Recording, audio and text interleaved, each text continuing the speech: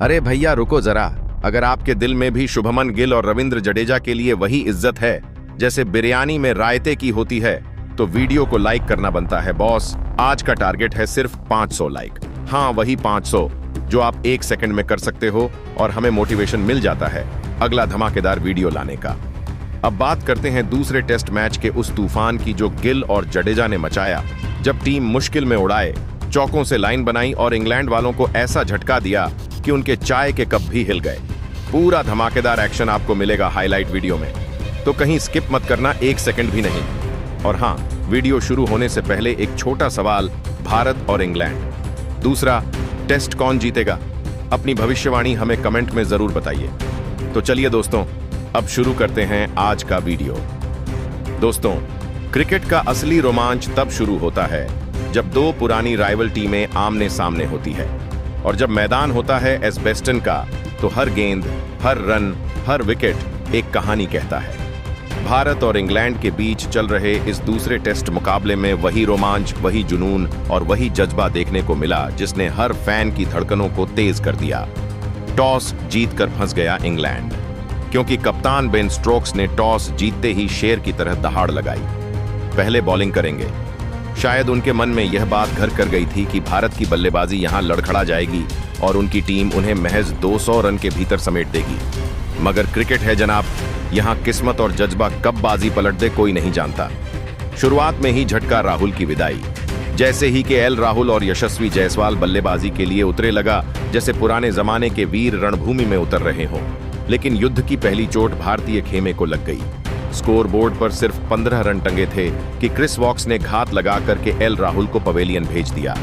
9वां over था, गेंद थोड़ी अंदर आई और राहुल का बल्ला उस पर सही से टाइम नहीं हो सका। नतीजा 26 गेंदें खेलने के बाद सिर्फ 2 रन और फिर चलता कर दिया गया। दर्शकों का दिल बैठ गया। डगमगाई टीम इंडिया, मगर मैदान पर खड़ा रहा एक योद्धा। जी हां दोस्तों, राहुल के आउट होते ही मानो भारत की पारी डामाडोल हो गई थी। हर किसी की नजर यशस्वी पर थी, जो कभी किसी गेंद पर बीट हो रहे थे, कभी किसी पर बाल बाल बजते। लगा कि अगला विकेट उनका ही होगा।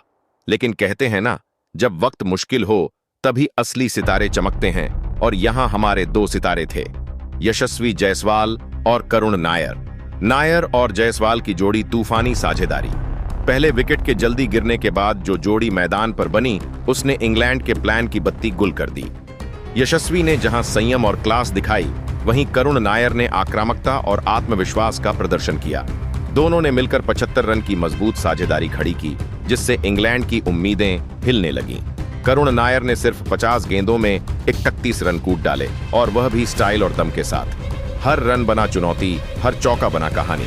मैदान पर यशस्वी जायसवाल का हर रन एक जवाब था। उन आलोचकों को भी जो कहते थे कि वह इंग्लैंड की धरती पर टिक नहीं पाई।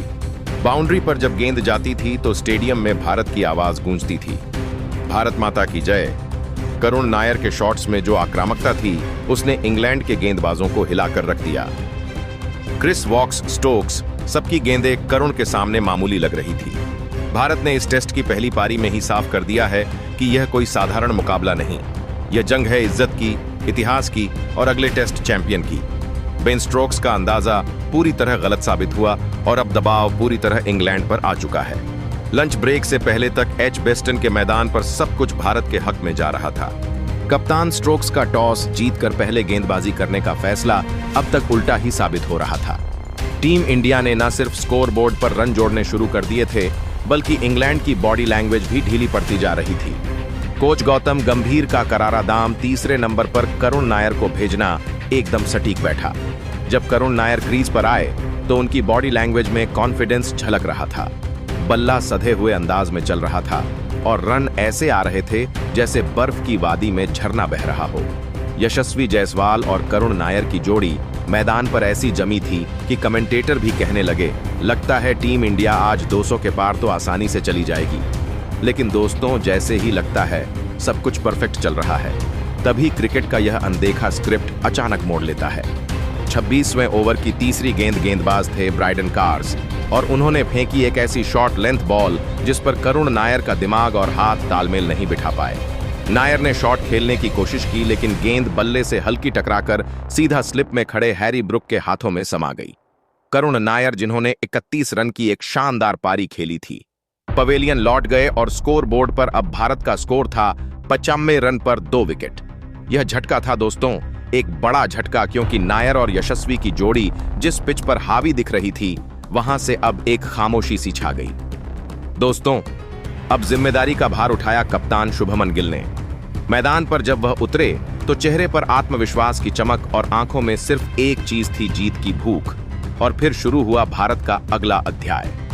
एक छोर से यशस्वी जायसवाल अब भी लाजवाब बल्लेबाजी कर रहे थे। चौके, स्ट्रेट ड्राइव्स और शानदार कवर ड्राइव्स की बारिश हो रही थी।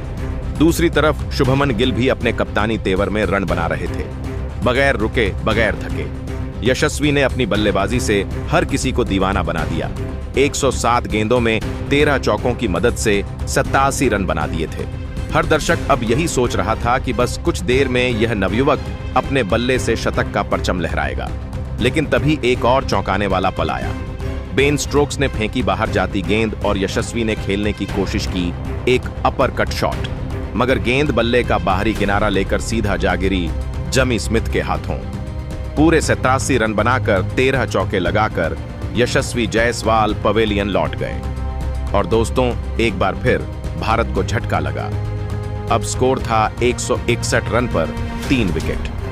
पहले लंच से पहले लग रहा था कि भारत की पकड़ मजबूत हो गई है, लेकिन अब इंग्लैंड को भी वापसी का रास्ता मिल गया था। अब दोस्तों, टी ब्रेक तक भारत की टीम एक संतुलन पर थी। 182 रन, 3 विकेट और मैदान पर मौजूद थे 2 ऐसे बल्लेबाज जिनसे पूरा देश उम्मीदें लगाए बैठा था। कप्तान शुभमन गिल और विस्फोटक ऋषभ पंत। टी ब्रेक के बाद जैसे ही तीसरा सेशन शुरू हुआ, दर्शकों की निगाहें टीवी से चिपक गईं। अब यह सेशन तय करने वाला था कि भारत इस मैच पर पकड़ बनाएगा या इंग्लैंड को वापसी का मौका देगा। वहीं शुभमन गिल ने अपनी बल्लेबाजी में संयम और क्लास का ऐसा कॉम्बो दिखाया कि गेंदबाजों की हालत देखने लायक थी। उन्होंने धीरे धीरे मगर मजबूती से स्कोर को आगे बढ़ाया और अपनी एक 122 गेंदों की संघर्ष भरी पारी में 50 रन पूरे कर लिए। हर एक रन पर इंग्लैंड की टीम को पसीना छूट रहा था। दूसरी ओर ऋषभ पंत का अंदाज अलग ही था। वह तो अपने अंदाज में, अपने रिदम में गेंदबाजों को छेड़ने वाले शॉट्स खेलते जा रहे थे।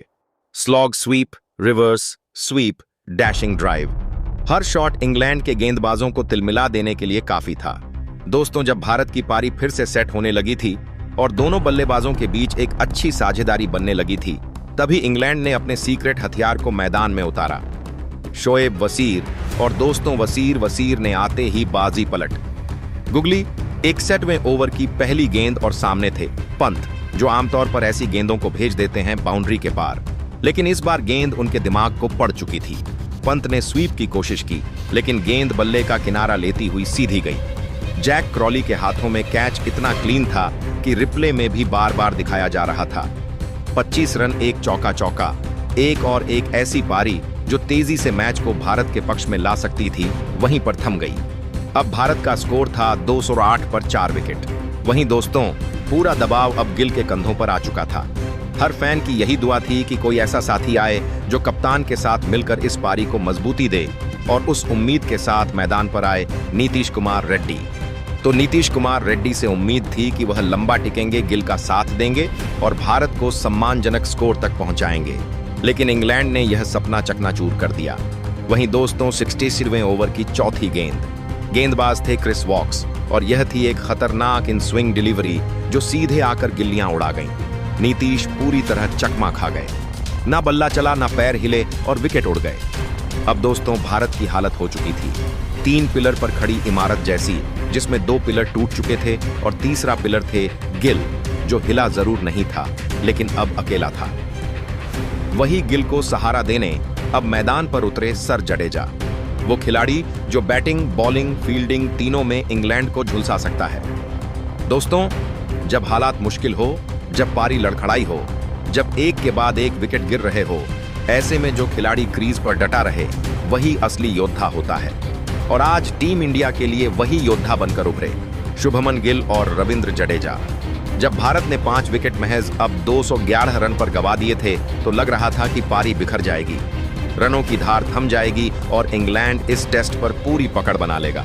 लेकिन तभी मैदान पर खड़े थे 2 ऐसे खिलाड़ी जो हार मानने वालों में नहीं थे। कप्तान शुभमन गिल ने तय कर लिया था, अब रुकना नहीं है, अब थामना नहीं है, क्योंकि अगर यहां वह धीमा खेले तो टीम डूब जाएगी। और फिर शुरू हुआ शुभमन गिल का तूफानी गियर। स्ट्रेट ड्राइव, बैकफुट पंच, लेट कट। हर शॉट इंग्लैंड की उम्मीदों को तोड़ने लगा। जैसे ही गिल ने अपना शतक पूरा किया, मैदान पर टीवी के सामने हर हिंदुस्तानी के चेहरे पर मुस्कान आ गई। यह कोई सामान्य शतक नहीं था, यह एक बयान था।